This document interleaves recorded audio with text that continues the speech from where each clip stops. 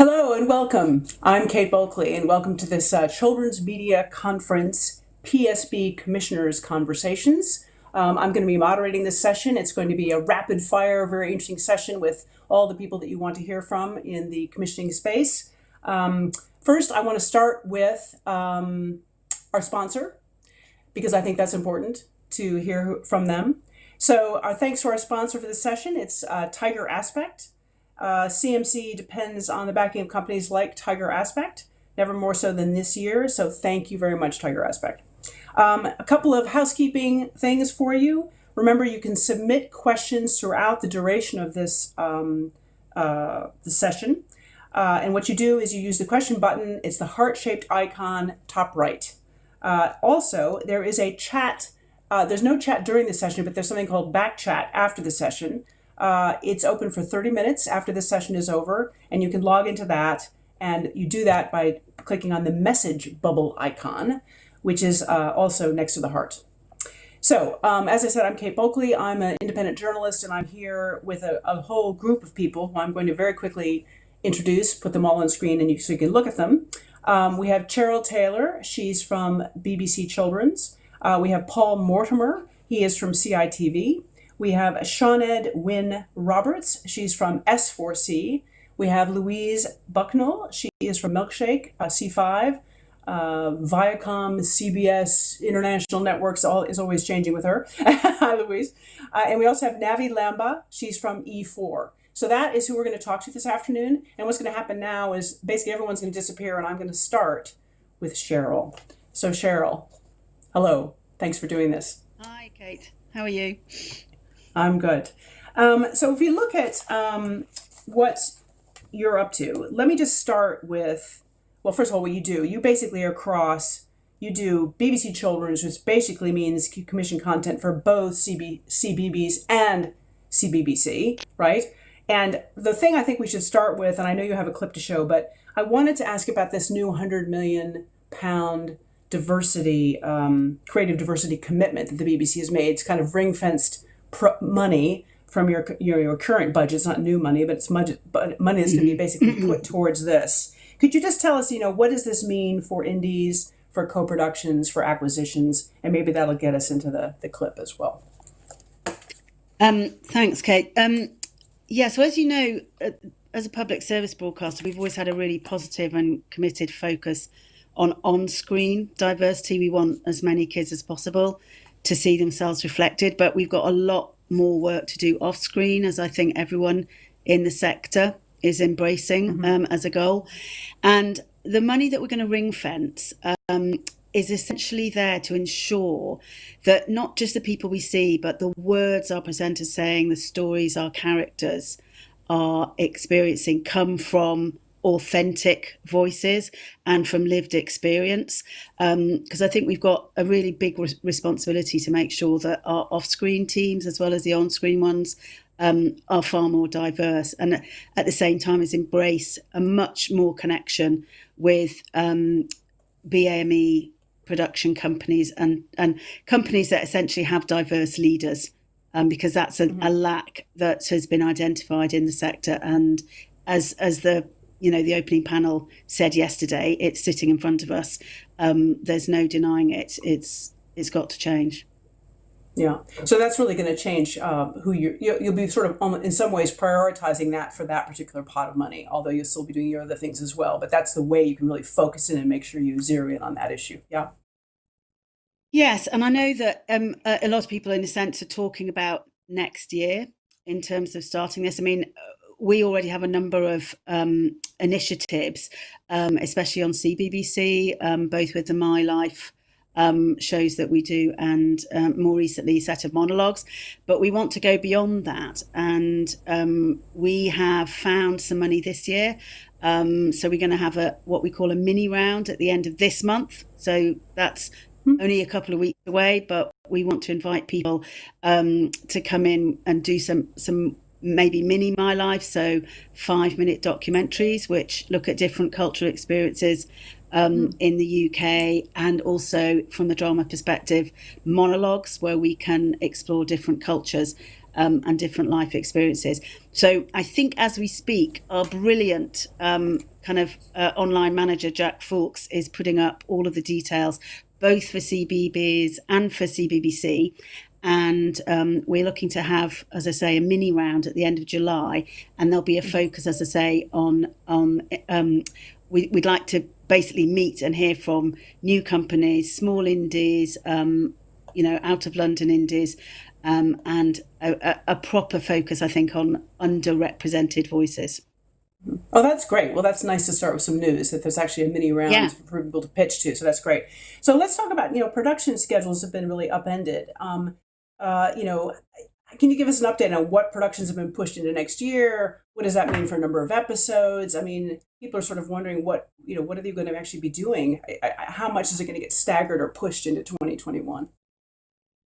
Yeah, well, the only way I can describe it really is it's like a living jigsaw puzzle. So virtually every day we're getting news from different suppliers who perhaps 2 months ago thought that they could possibly go into production in autumn and have now found that they can't.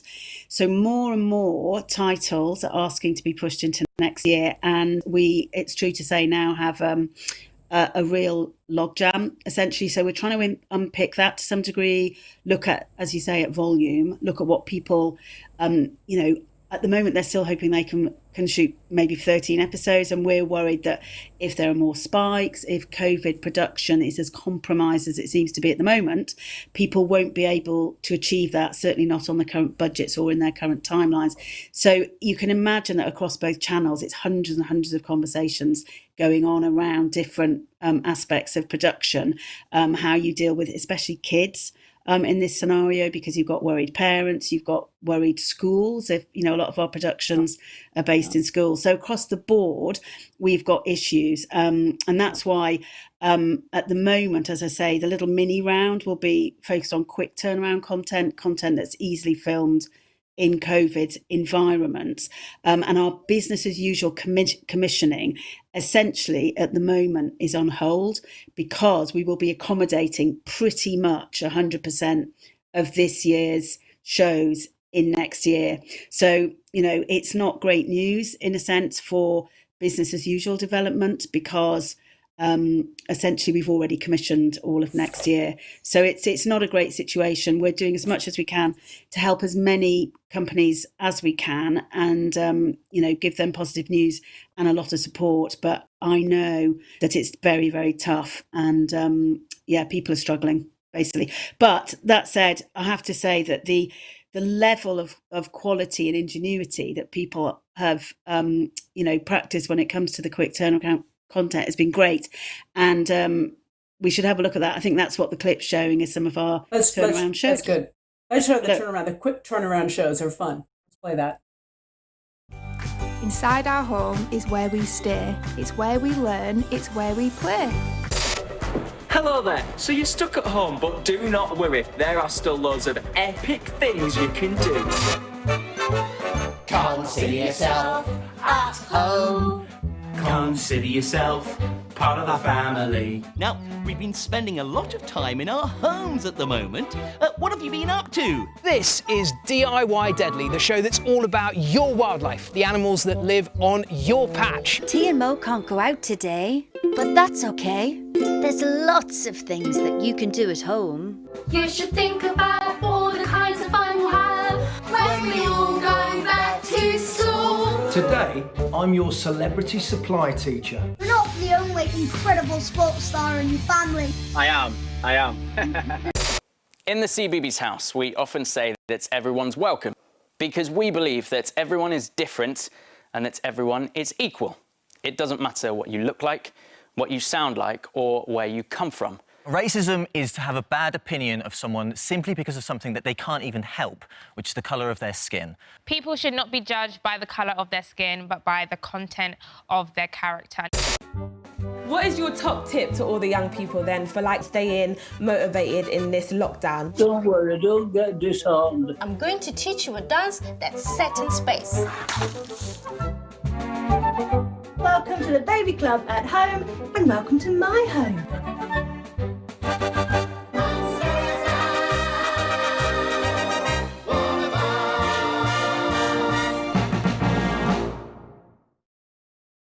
great. So 2 quick questions off the back of that, Cheryl. One is, do you think you said you're going to be doing more of this kind of short form stuff. Is there going to be any development money for this, or are these basically just quick hit productions and you'll figure out a sort of a budget that works? Or do you think there'll be a separate development? Well, when we all of those shows that you just saw there, some of those were turned around in about 2 weeks. As we're looking for shows that are going to be produced and delivered by the end of March 21, absolutely, we can have extended conversations with suppliers just to make sure we're on the right track. But in general, with the COVID commissions, as we're calling them, we would expect to have fewer sizzle reels and taster takes because people just want to get cracking and make sure we get it in the time available, using this year's money, basically. But yes, we're absolutely having longer conversations and more detailed chats about format, points, casting, just so people can crack on with confidence. And then there's one question from the audience. How do BAME writers and content creators come to the attention of production companies who will be pitching to the BBC for the mini round? Do you have any advice for them? Yes, I would say that a couple of good places to start are make yourself known to the BBC Writers' Room, who are very good at sharing names across all platforms at the BBC. And also, if you find out who the development producers are in-house for CBeebies and CBBC, I hope they don't mind me saying, but it'll be Rosa Teal, Vanessa Amberley. You could send your names to them in the first instance and write to me. In terms of the indies, there's various people, but you can make yourself known to Jack Fulks, whose email address you can find on the commissioning website. But if in doubt, just send me your details and I'll make sure they're passed on to the right people. And Amy Buscombe in drama as well for indies. That's great. Well, Cheryl, thank you so much. I really think that was really helpful, and I appreciate you coming and talking to us. I don't see any more questions from our audience right now, so I'm gonna let you go and move on to our next speaker. But thank you very much. Enjoy CMC, everyone. Bye. Thank you. So Paul Mortimer. Hi, Paul. How are you? Hello. Hi. So Paul is the head of digital channels and acquisitions at CITV. He has overall responsibility for scheduling, commissioning, and acquisition of content for all of ITV's digital channels, which is a lot of channels: ITV2, ITVB, ITV3, ITV4, and CITV. He also is driving the CITV channel strategy and signing off on program selection. So that's ostensibly why we're here with the children's bit of your remit. So if I can just ask you, Paul, given COVID, and I understand the commissioning process was really literally stopped, and we've just heard from Cheryl how they're having to just rejig everything. When do you think commissioning is going to restart at ITV, and how is it going to restart? You've heard from Cheryl about their plan to do sort of short commissions. What's your plan? Yeah, Cheryl and the BBC and CITV, we all share the same suppliers, so we're all in the same boat, more or less. Now, we had a very successful commissioning round in late summer last year, which has been very fruitful. We've got a lot of new productions that we hoped would be well into production by now, if not into the edit, hopefully delivering for back to school in September, which is always a key time in the CITV schedule. But most of them are they're all on hiatus to varying degrees. I think a couple of them might get finished and might get delivered for the autumn. Of course, the consequence of that for producers wanting access to the CITV schedule is it's had a knock-on effect because we don't commission a huge amount of content, unfortunately. But what we do and what is on hiatus because of COVID-19 has been pushed into 21. And with that, it takes up more of the 21 budget than we would have anticipated. So the commissioning round that we would have loved to be able to run again at the end of this summer will be pushed later. I can't tell you exactly when, but I'm hopeful. We need to see the kind of green shoots of production recovery, I think, with regards, when it's safe for producers, kids, contributors to get back into studio or on location. And we're still, we're still awaiting news kind of on a daily basis as to when we can actually get back up and running. But I think we'll probably be looking towards the end of the year. But hopefully before Christmas, we will have made everybody aware that we'll be taking receipts of commissioning opportunities, program pitches, etc., in the way that we did last year. So hopefully it's a delay of maybe 3 to 6 months and no longer than that. Okay. So essentially, if I have an idea now, I shouldn't pitch it now. I should wait. Yes. And if I'm working on something with you now that was supposed to happen, say this year, there may be some time lapse. There may be some changes. I mean, are you thinking about changing the number of episodes, or I don't know, changing No. formats or- I think we'll get back to business as close to usual as possible. So, we've got about 5 projects that are at the moment temporarily on hiatus, and we would expect them. Some of them are some of them are kind of serialized, and so it makes sense to deliver the full amount of episodes. So we'll get the order when the order comes in, and unfortunately the kids will just kind of need to wait for that. But in the interim, we've got a good stock. We've got quite a deep and rich archive of really good quality kids stuff that we can repeat. So it's not like the schedule's going to sleep anytime soon.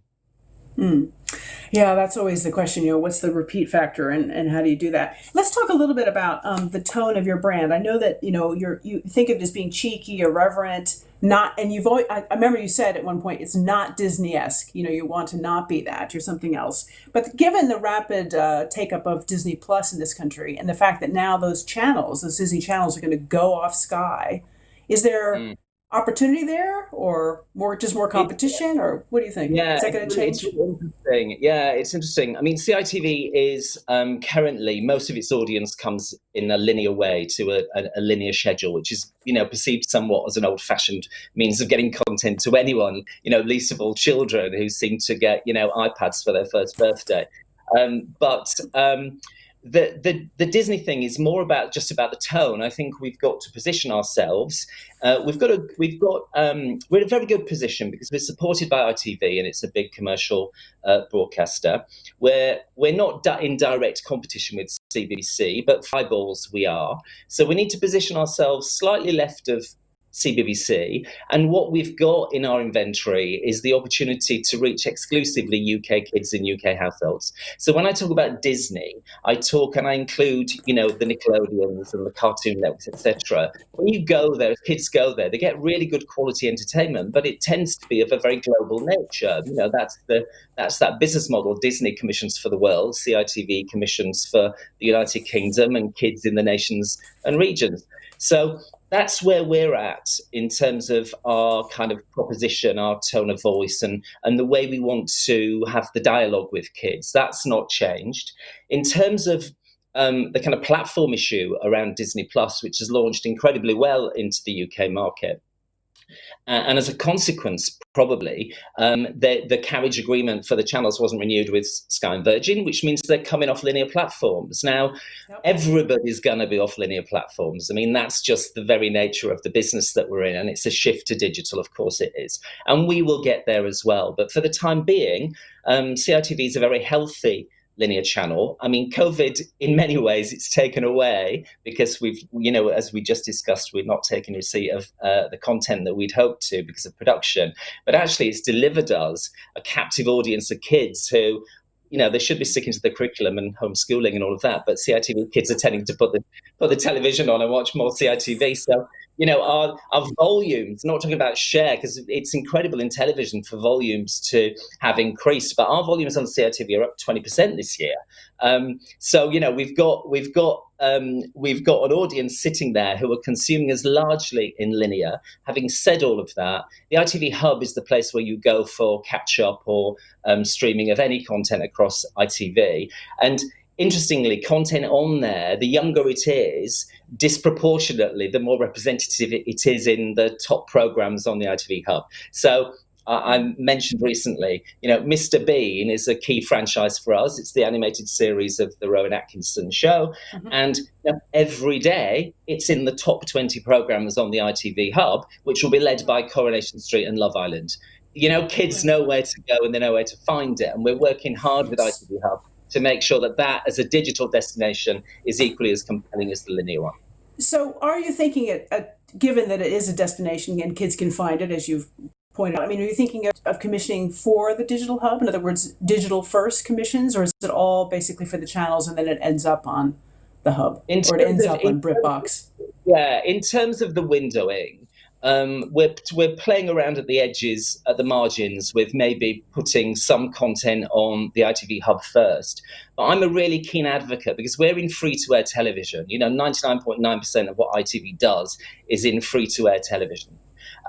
So I want our content to be available everywhere. I want it on every platform. I want it on Sky, I want it on Virgin, I want it on the ITV Hub, and I want it on the channel. Now, in what order the programmes get there, some of which, by the way, might be determined by whether it's got Young Audiences Content Fund funding, because that needs to be delivered, first of all, in a kind of PSB free-to-air way to get access to the majority of kids. And still, most children within the ITV world are taking their content from the channels, including CITV. But in terms of the windowing, where we put things first and how we kind of distribute it and sell it, if you like. Conversation. Yeah, that's a different conversation. Yeah, I was just asking if you were commissioning for ITV Hub. So, question for the audience. They're saying, are all your commissions underpinned now by the Young Audience Content Fund? I mean, are you seeing that that's really the push on your commissions? Because as you've said, you do a lot of acquisitions as well. So is that where the commissions are coming from? They're not exclusively. There are commissions that we have which haven't accessed the Young Audiences Content Fund. Some of them are returning shows that are successful in and of their own right, pre-fund, and we'll continue to work with those producers on those shows. There are certain criteria that you need to hit as a producer in order to qualify for funding. So, that would be a determinant of whether or not you can access the fund and then get the programme onto CITV. But the good news is we've increased our programme budget by 10% in order to actively engage with the Young Audiences Content Fund. So we're not just paying lip service to the fact that we can get, subsidised programming, which we can, but we've stepped up in terms of the amount of money we spend with UK producers on UK programming for UK kids because of the fund. So for us, it's been, it's been a triumph for us just working with Jackie. So even though the budgets are obviously cut across ITV in general, because obviously, like every other commercial broadcaster, you've seen your advertising fall off a cliff. You're still able to sort of increase your budget for the CF fund. I mean, you can still do that within those constraints. Yeah, we can. It's not about spending it. It's not about having the cash. It's about spending it. Now, we spend the money when the show goes out on the telly. That's just the way we account for things. And you've only got 12 months in which to do that. So the things that have been deferred, the costs have moved with them into next year. Yep. That's right. About revenue. Next year is going to be a big year, Paul. All right. So one other question for the audience, then we're going to move on. ITVB schedules preschool content in the morning. Do you commission for those slots, or is this reserved for acquisitions? It's acquisitions at the moment. We'll never say never, but there's a huge amount of preschool content that needs to find a home, and that's the place for it within ID. It's on ITV mornings, yeah. And one thing I did want to ask you, sorry, because everyone else has talked about it. How are you, as a commissioner, responding to sort of the zeitgeist questions? COVID, Black Lives Matter, diversity. Are you doing anything special in that? Are you, we tended. Well, we're in CITV. I'm speaking for CITV rather than ITV more generally, which has got a more corporate approach to all of these issues that are consuming all of us at the moment. With regards to COVID, we didn't. The BBC were brilliant. You've got to take your hat off to Cheryl and the team. Some of the things they turned around were fabulous. We don't have that level of resource, and also we're primarily an entertainment channel at CITV, so we didn't do any of that kind of programming that was attached slightly to the curriculum.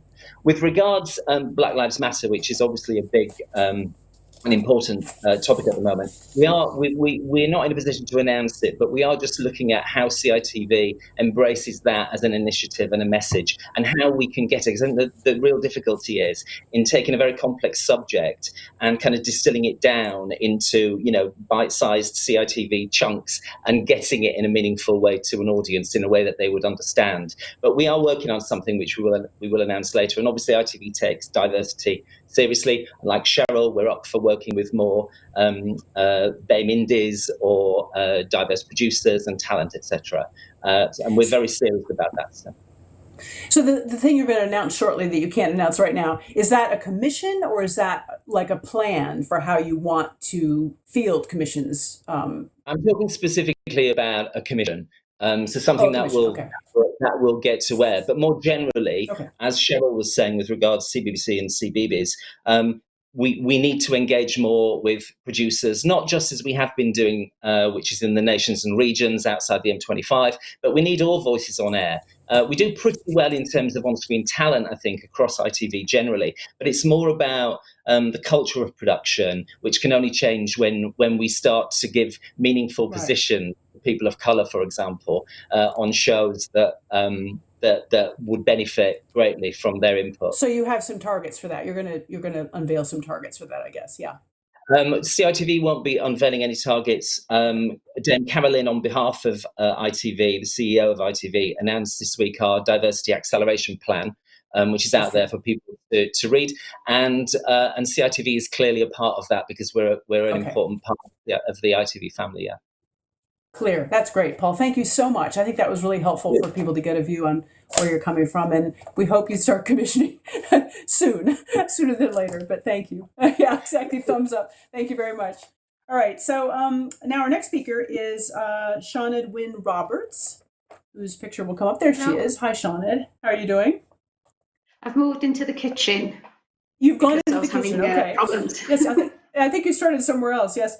You're the content commissioner for Children's and Learning at S4C. And obviously you are across the two children's brands, Q, which is up to 6 years old, and Stonish, which is 7 to 13 years old. And by the way, if I pronounce anything wrong, I apologize in advance. So let's start with what, I know you have a clip to show, but let's start talking a little bit before we show that.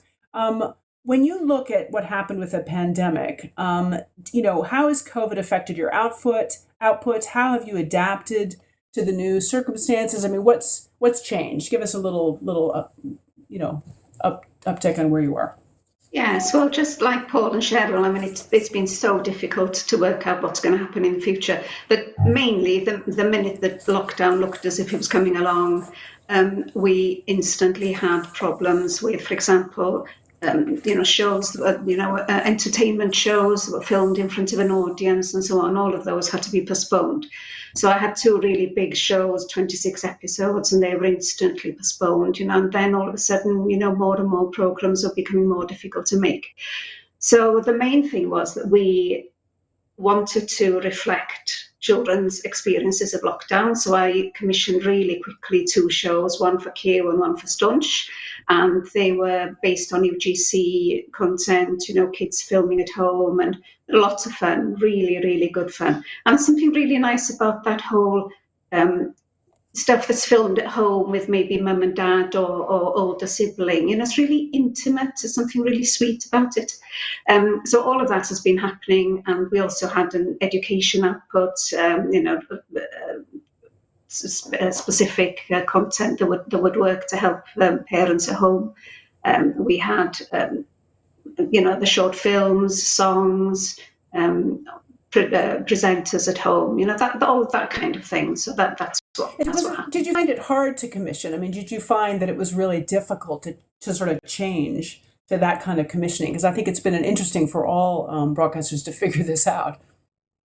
It is really interesting. I think we're quite close to the audience, and we're quite we can be quite nimble because we're small. So those two commissions really, really happened very, very quickly. I think what's more difficult is what's going to happen now. So we've got, over the next few months, so many shows are now possibly moving to next year. So I can think of 3 really, major shows of ours that are going to be going into 21-22 financial year, and that will have a real knock-on later on.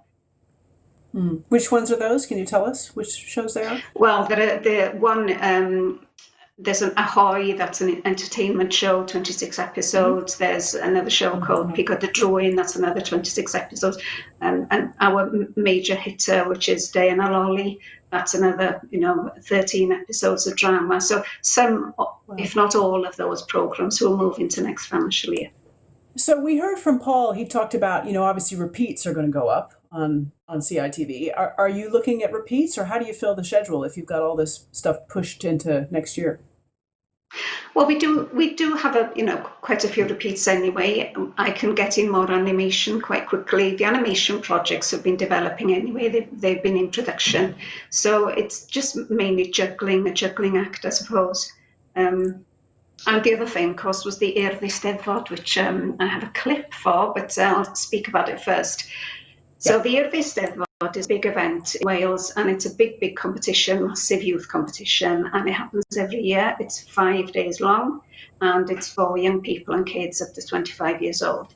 And of course, it was cancelled because of COVID. So the Urdd and Avanti and S4C, we discussed how we could possibly hold the event, and in the end, it was all done digitally. Kids were at home filming themselves, taking part in the competition, and then it was all brought together, and it was 6 hours of live TV over 5 days. So that was something that was a real feat for the Urdd and for the production company to pull off. So I think I'll bet. And how did? Yeah, I definitely want to see the clip. Just tell us how it did though before we run the clip. Did people watch it? Was it a huge? Yes, well, audience? 4,000 films came in, so 4,000 people sent in films, yes. And then I think that the number of kids involved was around 8,000 over the whole week. So it was phenomenal, really. And also the goodwill that we had as a broadcaster, that to have worked on that. I think people really appreciated having something that kids could work for and apply for, try for, and just compete. Perfect. Okay, let's see the clip. O'r soffa i'r sedd yn y pafiliwn, mae Eisteddfod T yn barod amdano chi.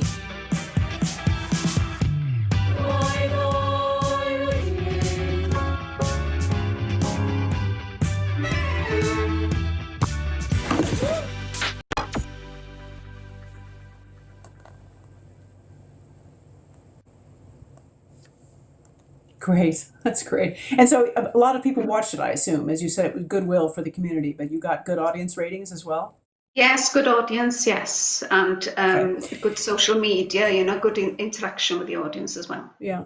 So how is that going to influence what you might do going forward? I mean, if that was so successful, one could imagine that kind of thing continuing. Yes. What do you think? Well, I think definitely with UGC content. I mean, if you have good post-production, I think that the kids and their families can make really good films, so I can see that changing the way that we possibly might be thinking about content. A point comes though where people are a bit fed up of seeing things on small screens and on Zoom. So what I really liked about the Eisteddfod, for example, was a lot of the content was filmed outside and in gardens and so on. So in terms of what you're commissioning now, I've got a question. Do you think you'll commission more animation than live action as a result of the COVID, as they can be produced remotely more easily? So what's your appetite, I guess, for animation versus live? Well, I think at the moment it would mean that I may be looking for acquisitions, maybe 2 more shows a year, possibly just to fill in the gaps. And for example, I think they're being announced today that we have a new animation that's being part funded by the Yak Fund, which is Sally Mali, and that's one of our heritage brands coming back. So we don't actually, we don't fund animation, fully in any way normally, but the Yak Fund has helped with that particular project. Yeah, I mean, I assume that you've got other Yak Fund things that you would work on, right? Do you think there's more scope to do more with the YAC? Yes. The Youth Fund? Absolutely, yes. It's been fantastic news for us. I mean, we've had 2 youth projects for the age for 13 to 16-year-olds, and in a way that's helped us reach this audience for the first time. So those 2 projects actually have also been moved into next financial year. So we've got those, we've got a history show, there's a big Celtic animation special between all of us Celtic nations. We've got Sally Mali, as I mentioned, And we're also involved with The World According to Grandpa with Channel 5. So really, really high-end content, and the kind of content that we would probably not be able to invest in ourselves. So it's fantastic news for us. Yeah. Just sort of as a last word, I mean, what do you want to say to people who are coming with ideas? Are you basically putting new ideas on hold now because of all the problems with production, a little bit like ITV, you're just not commissioning? Or are you looking at maybe like what Cheryl's doing with mini rounds, or what is it? What should they be thinking about right now? Should they be pitching now? Should they be waiting? Should they be coming up with different kinds of ideas? What would your advice be? Well, I don't think I'll have very many slots until the end of next year. So we're talking about 21, 22. So maybe use the time to get partners together, or possibly extra funding, or find additional sources of funding that might help. But do come and have a chat. It's a shame to put things on hold for a whole year. But it's a really difficult time, and things are going to be very difficult, I think.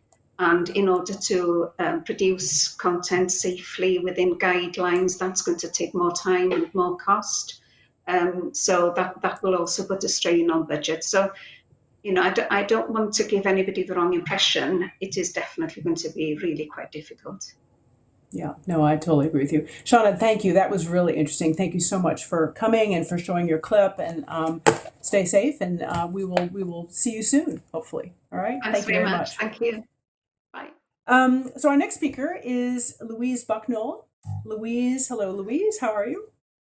Hi, I'm fine. How are you? I can hear her. Good. She's the Vice President of Programming Kids for VCNI, which, for those of you who don't know of this wonderful acronym, Viacom CBS Networks International. I mean, Viacom has more names. Anyway, so you work for them in the UK and Ireland.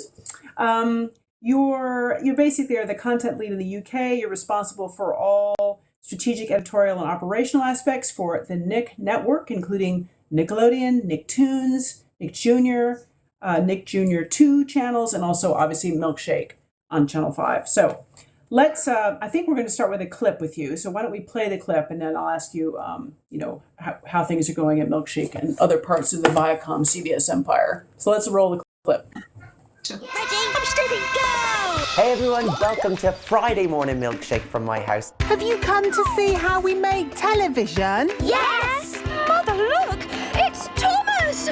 Are you sitting comfortably?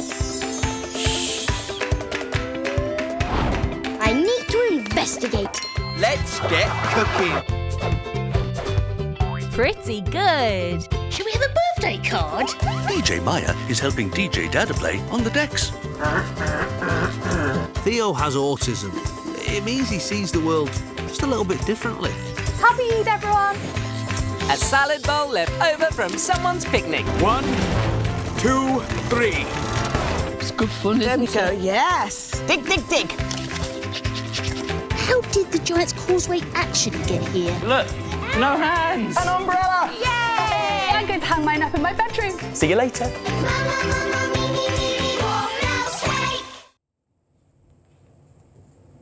Great. So Louise, I mean, give us your view of what COVID has done to you in terms of, what you're thinking about in terms of commissioning.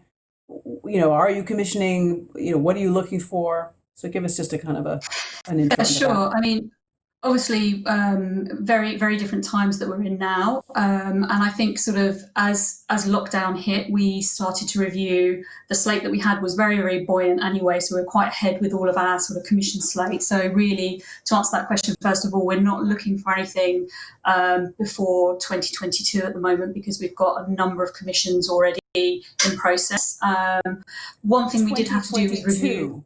Not 2021, yes. 2022, you said, okay. 22, to be on air, yes. To be on air in 2022, yes. So we're quite ahead, we're well planned. But we've got, what's been different for us is we've been commissioning live action series. And so those that were going to be in production this year have to move to next year. They involve children and sort of complex filming. So obviously we reviewed that and made decisions very quickly that they would move. But we have a lot of animation, and that's been able to continue. Obviously production companies have been very agile and very quick to change their processes about filming outside of the office situation, looking at different ways of doing voiceover. So we've been able to do that. And then the other thing that we did with Milkshake is we recognised that obviously there was going to be more audience at home. So we pushed out another 250 episodes onto our My5 VOD service.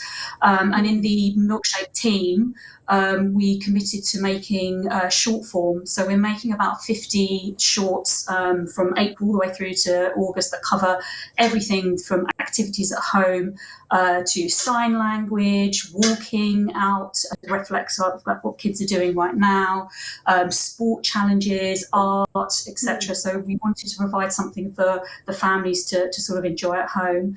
And then, as I say, and these are quite short. These are quite short. Right? These, yeah, anything from 3 to 5 minutes. Are you taking commissions for that or pitches for that, or is that basically all done now? That's all in house with the team that we have, but we would look at sort of pitches now, obviously to sort of get into production to deliver into 2022. As I say, we're sort of quite well planned ahead, and we've, the Young Audiences Content Fund has been amazing for us. Today we've announced that, we've got sort of 4 new commissions as a result of the fund. If we could look at the slide that we've got for our sort of brand new commissions. We've got 3 live action and 3 animations. So the ones we announced today were Circle Square, Milo, Winnie and Wilbur, and The World According to Grandpa, which is with S4C as well. So some of those are animation, some of those are live action. So we're working with those. We also commissioned earlier on in the year Pip and Posy. It's in production. That's a co-production Sky. And then 2 in-house shows that we're announcing today.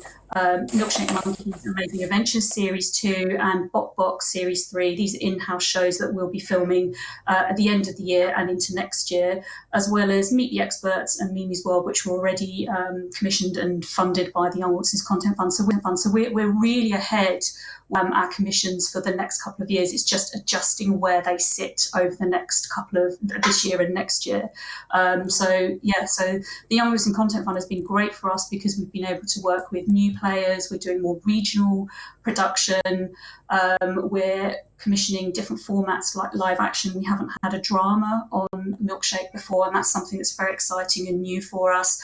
And in development at the moment, we have a couple of projects. One, Pot Paper City, that had development funding from the Young Audiences Content Fund. We also put in development funding, and we're developing that. And it's a new crafting show, quite a different innovative format that's crafting an adventure so that you can do and view at the same time.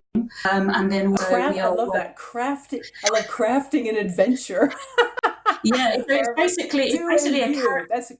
It's do and view. It's an animated 3D crafting adventure, character-driven story, but within it has a craft that solves the sort of the story, and then you can make that at home as well. So it's a really different format for us, and we loved it, and so we're developing that.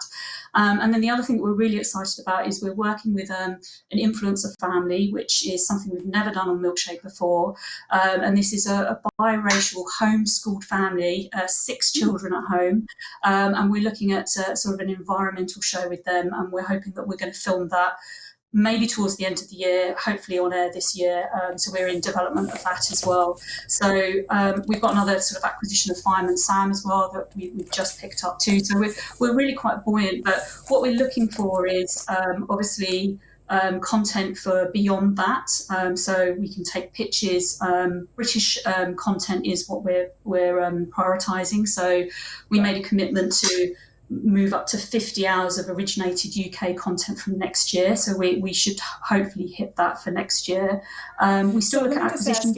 Let me just ask you, and that's good to see. I can see both of you now, so both me and you now. The 50, you said 50 hours, right, of UK originated content. Has that all been commissioned? Because it's sort of interesting. I mean, do you usually plan 2 years out, or is this an unusual time? Because we do because animation timeline. You do? Okay. So because of the sort of the timeline that animation takes, it's usually a sort of 18-month to 24-month process. We do have to be quite ahead with what we're commissioning, but we would also look at, we do have a few gaps where things might shift. So whilst we're saying we're looking at 22, there could be things that change within the next year. So we always want to hear ideas that come to us, but predominantly the main sort of anchor points are in there at the moment. So we'd love to hear from, sort of new partners. New partners. Okay, we'll go back to that in a second. I've got a question from from the audience here. It says, currently Milkshake's range is up to sevens, I guess that's 7-year-olds. Do you have any plans to extend this to up to 9s in the future? In other words, you're going to age up Milkshake. Is that something you're thinking about, and if so, why? No, we're not. So actually the core age range for Milkshake is 2 to 5, but we do go older up to 7 because obviously there's a crossover with preschool content that ages up and is aspirational for preschoolers. But no, we have no plans to go any older than that. So I also commission and acquire for the Nick suite of channels. So obviously anything that's beyond that age we can look at for Nicktoons and Nickelodeon as well. Right.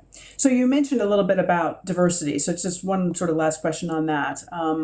Is there a focus on that, the diversity angle or the wellness angle? Yeah, we always look to ensure that we've got a good balance of diverse characters, but also one thing that we're really keen on is hearing from more BAME writers on our content, so for the preschool animations and also our sort of live action content that we have, and we would really welcome hearing from that. So you can get in touch with myself or Louise Burgess, who's the Programme and Acquisition Manager. We're also going to be making a series of shorts that is our preschool response to Black Lives Matter. We have to think about how it's relatable to that very, very young audience.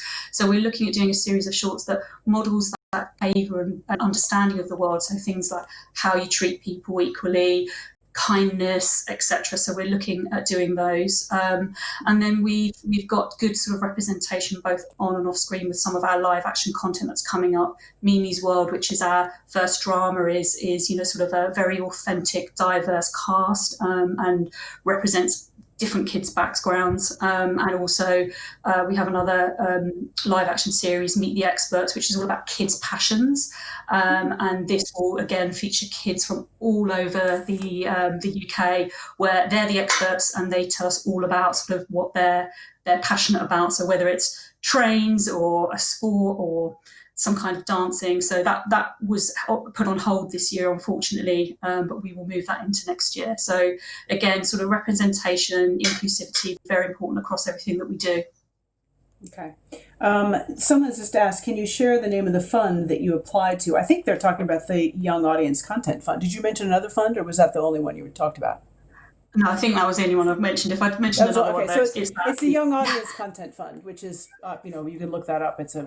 Everyone's using it, right? I mean, it's been a very important part of the commission. Absolutely. Amazing initiative for us. I mean, we've been able to work with new partners, more regional companies, and as I say, sort of we've looked at different formats that we wouldn't have considered before.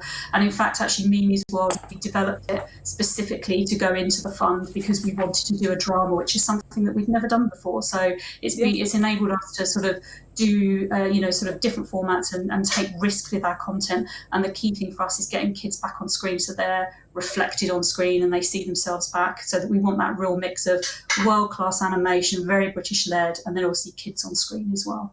Yeah, sounds good. Sounds great. Lucy, thank you so much. I think that was very helpful, and hopefully people got a little bit of view about where you're going, even though you're not doing a lot of commissioning until, it's not going to show up till 2022, people, but we're still looking for ideas. Okay, good. We are. Thank you, Kate. Thank you. Okay, so our last speaker is Navi Lamba. Navi, are you there? Hello, she is there. Hello. She is digital. Hi, she's digital commissioner at E4, and I think you're up in Leeds, aren't you? I am. Yeah, fresh 4 weeks into Leeds. Yeah. Wow, because that's of course where the digital commissioning is now happening, right? Particularly the Teen Fund, I think, is up there as well. Yeah. Yeah. Well, I look after teens, and so since I'm in Leeds, teens is in Leeds. They followed you. You said I'm going. They followed me. They said okay. Right.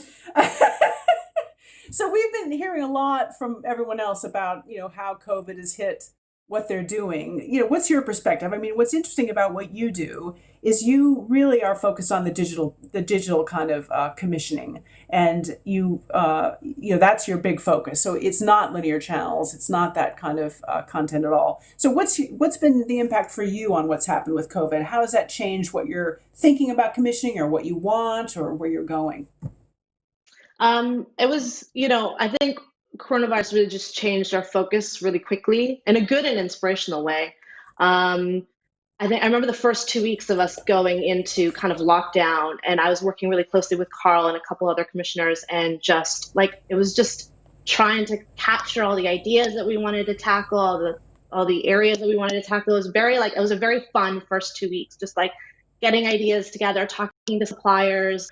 And we, off the back of that, commissioned a couple things that we're really proud of that came from nations, regions, and BAME suppliers. So yeah, it was tough. It's still hard because I think the fallout has, in terms of the schedules and stuff like that has been tough. But from a digital perspective, we've been able to work really quickly and turned around. I think one of the commissions by Afro Mike Letters in lockdown, we turned around in 3 or 4 weeks, which is intense. That is intense. 3 or 4 weeks to turn around. That's the Letters in Lockdown, right? That one? Yeah. Okay. And when is that? Is that up and running now? That's actually on. Yeah.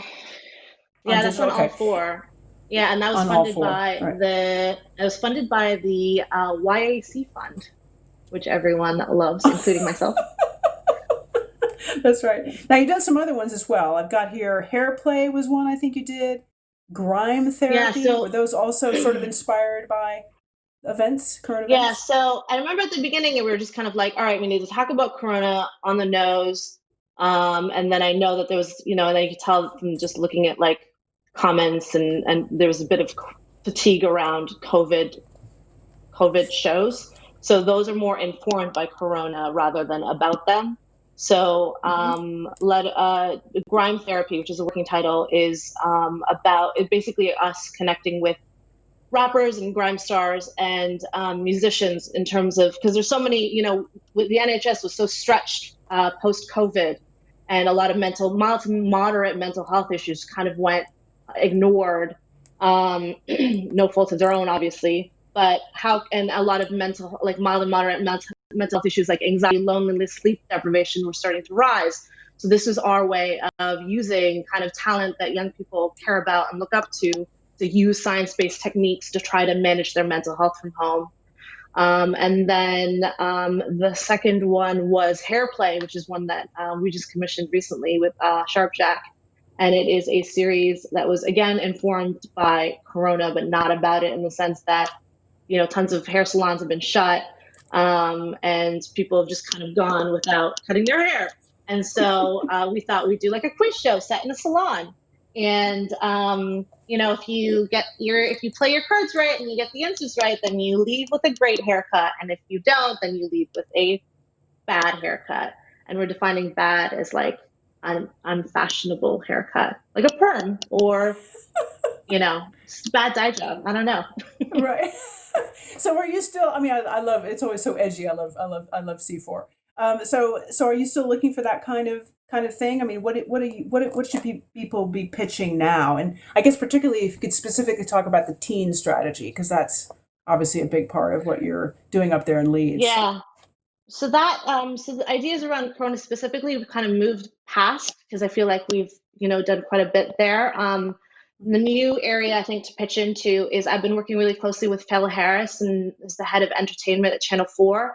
And we're starting this new, basically using short form to pilot formats. So instead of short form, just kind of, short form for a while, especially because I come from BBC 3 where I was commissioning short form for social media platforms. And it was really just to try and reach young people where they are. Now we're trying to also just add another layer where we're using short form, not just to do that, but also to test out new talent and road formats that could potentially graduate onto linear. And so that's and we're accepting pitches for that right now. So if you have ideas where you're like, I can see this scaled up for E4 in 2021, and we started out as a short form series, then that would be amazing. So a really good model for that, I think, is if anyone's seen Eating with My Ex on BBC 3, which is literally 2 exes having a meal together. And it started out as a short form series on BBC 3's Facebook and YouTube. And now, has graduated to BBC 1 and plays out on a linear schedule. That's really like the gold standard for us. And then the second part of your question is about teens. Teens, we have picked our suppliers for that now. And we've gone with 4 main suppliers. We are announcing that hopefully soon. I can't speak too much about it, but how many have you 4 gone suppliers. With? Four. Okay, and you can't announce who they are. We can't. Yeah, we're going to do a proper announcement. But the idea with that is to again reach 13 to 16-year-olds who I don't think the channel has a history of creating content for them exclusively before. So this is our opportunity to do that. That's great. So anything more you can tell us about that? I mean, I suppose the 4 winners have already won, so they're trying to get their ideas together. Is that the plan? Yeah, I guess that I think because they pitched all before Corona, and so I feel like for teens the world's like a very different place, and so I'd like to talk about the ideas, but I'm super conscious that I'm working with the audiences team at Channel 4 to essentially do a bit more in terms of how can we use data and science and figure out where the opportunities are, especially because, the life of a teenager has just changed so drastically. We want to make sure that we're really making sure that the content that we do commission is speaking directly to them and their lives. And I think doing a bit more looking at the trends, looking at what their lives look like, and then commissioning off the back of that is really important. Yeah. And then the other thing is, go ahead. Yeah, and the other thing is, it's these, the teens content is all short form. It's all going to be digital, and it will. And when you say short, you mean what? You mean 5 minutes, or what do you mean by short? You mean what's short mean to you? It depends on the platform, really. So I mean, we've got TikTok ideas that will probably be a minute. And then we've got ideas that are for YouTube that will sit at 10 minutes. So it's really they're really platform specific. So it's hard to say, it's hard to give a hard time.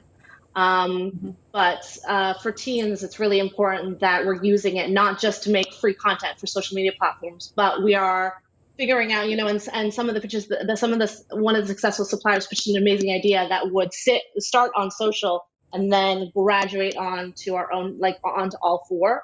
So really thinking about how do we take from social and then bring them back to our owned and operated platforms. Okay. So just one last question for you on this. Budgets obviously are under pressure across all broadcasters. Channel 4 is funded by advertising, so obviously there's some budget constraints. What does that mean for you? I mean, obviously a lot of the stuff you're talking about is not high level budget-wise. I mean, you're not talking about scripted dramas, but have the budget constraints put any pressure on you, and does it change what you need or what you're looking for from producers? Yeah, I think that's probably more of a question. Who's the controller of E4? I think budgets, the constraints on our budgets, has definitely affected how we work and what we commission.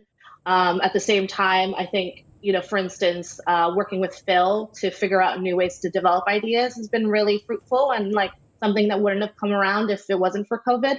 So we're trying to be really crafty and innovative with how we make our money work. Okay.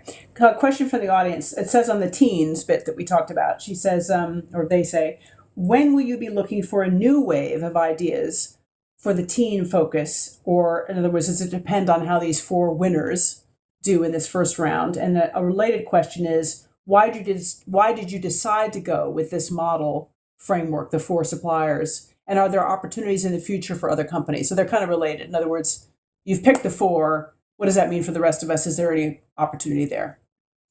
Yeah, so we've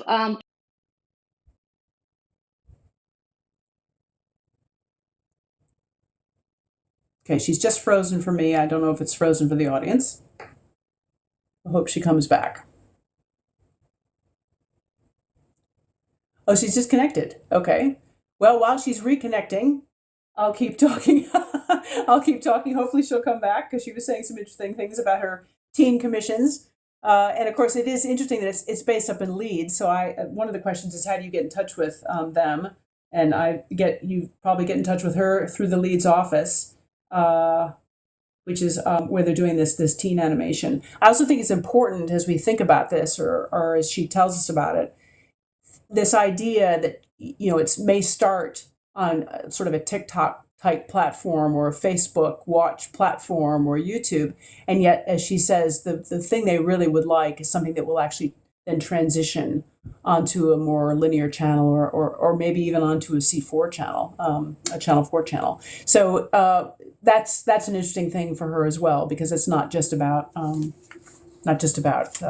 content that sits on social. There's a method to what they're thinking about. They're trying to also drive linear as well, or drive audiences back to linear. So until she comes back, I'm not sure if we should continue to go. I'm waiting for my production team to tell me what they want me to do, or should we just wrap up? Okay, so we are almost at the end. So I think because she's not come back, we are just going to go back. I'll just wrap up and say that we enjoyed talking to all these people. And I'm sorry the technology failed a little bit on Navi at the end, but I hope you got enough information out of her. There are more I want to obviously thank all of our speakers, Navi, Cheryl, Paul, Shawnette, and Louise. And I also want to thank the tech team for, they've been doing a lot of work behind the scenes here. And in particular, my producer, Barry Quinn, who did a lot of work on this, a lot of work. Oh, she's back. Okay. So if you want to put her on screen, I'll just ask one more question to Navi. Hi, Navi. Sorry. I was filming while you were away. So the question I wanted to ask you, that's okay. Don't worry. They're interested in, this idea of, is there opportunity for the beyond the four companies that you've chosen for the teen content? And if so, when? Definitely. We're still figuring out how we're going to split the budget up between the four suppliers, but there is definitely still opportunity for people to pitch in. I'm not 100%. We're still, because of COVID, teams won't start until 2021 now. But we are saving a bit of the budget and putting it to the side for ideas here and there. I think the strategy with us was that, because it is quite a bit of money, we kind of wanted to focus on four main suppliers to do the bulk of production. It's a model that we're trying out for this year. It might not be the case next year. It's just really I think just a year of experimentation, seeing what works, working with a diverse group of suppliers. They all kind of specialize in different areas. So that was our strategy. Okay, and one last question from the audience. It says, for the digital shorts that could eventually move on to linear, remember you talked about that they make this transition. Are you looking for 13 to 16-year-old targeted things? And also, how do BAME writers pitch these? Should these only go from production companies? In other words, should these BAME writers, go to an established production company and then pitch you, or do you take stuff directly from writers? For the short form stuff, it would be for non-scripted ideas that are entertainment focused rather than all genres. Yes, but is it targeted at 13 to 16-year-olds, or is it just that teenage? Little older. It would be older. We're not just focused on teens. I mean, you could pitch in 13 to 16, and we wouldn't say no to that. But we're not limiting ourselves to that age group. Okay. And then the BAME thing, do you want them to pitch, or do you want them to go through an established production company? You can definitely send me an email, and I can put you in touch with a couple people that I think are great. I'm always happy to get emails from anyone. So okay. It's and your email nlamba@channel4.co.uk. Perfect. Okay, great. And Lamba, thank you very much, Navi. I appreciate that. I'm now going to just wrap up and thank all of our speakers. Thank you very much. I've done that already, so I'll thank the tech team again. I'll thank Barry Quinn, my producer, again. Thank you for all your work. In terms of going forward, there are more insights about all this on the CMC Video on Demand content, particularly under the Research tab. There's also more from Cheryl. There's a CMC YouTube channel, which you guys are probably aware of. There it is. She's got a whole recorded interview there. It was done just about a month ago where she talks more in depth. The next live session is at 4 p.m. today. It's on lockdown learning and brands, and you'll hear from WildWorks, who run Animal Jam, the Guinness Book of Records, and also the BBC, about extending entertainment brands into the education space. So that's a promo for them. Back chat, which is the chat function, is opening up now for about 30 minutes. So that's open. Thank you very much for being here, audience. I'm Kate Bulkley. Have a great afternoon. Thank you so much.